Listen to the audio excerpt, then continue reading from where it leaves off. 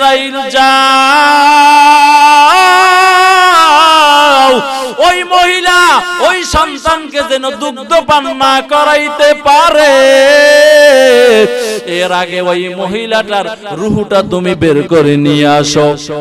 আজরাইল বলেন আল্লাহ আমার বড় মহব্বত লাগতেছিল, এই সন্তান কেমনে বড় হবে রে আল্লাহ, এই সন্তানের উপায় কি হবে? বলে এরপর তোমার হুকুম লঙ্ঘন হয়ে যাবে, এই জন্য আমি দেরি করি নাই, জীবনটা বের করে নিয়ে আসছি। আল্লাহ তাআলা বলেন আজরাইল আর কোন দিন তোমার মায়া লাগছে বলো রে আজরাইল। আজরাইল বলেন আল্লাহ ওই যে তোমার নাফরমান বান্দা সাদ্দাত তোমার জান্নাতে যাবে না, এই জন্য নিজে জান্নাত বানাইছেন।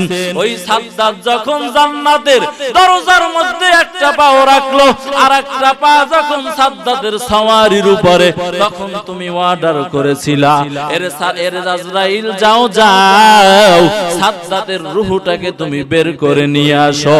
বলে ও দয়ার মালিক, সাদ্দাত যখন এক পাও জান্নাতের গেটে দিল আর এক পাও যখন সওয়ারির উপরে ছিল, আমি সাদ্দাতকে ওই অবস্থায় ধরে রাখছিলাম। সাদ্দাত আমাকে দেখা চিনা ফালাইছিল আমি আজরাইল। ও আল্লাহর বান্দারা, সাদ্দাত বলতেছিল এরে আজরাইল ভাই আমি তো আল্লাহর জান্নাত থেকে মাহরুম হয়ে গেলাম, আমাকে তুমি একটু সময় দাও, আমি একটু জান্নাতটা ঘুরে ফিরে দেখতে থাকি। এরে নবীর উম্মতের দল, আল্লাহ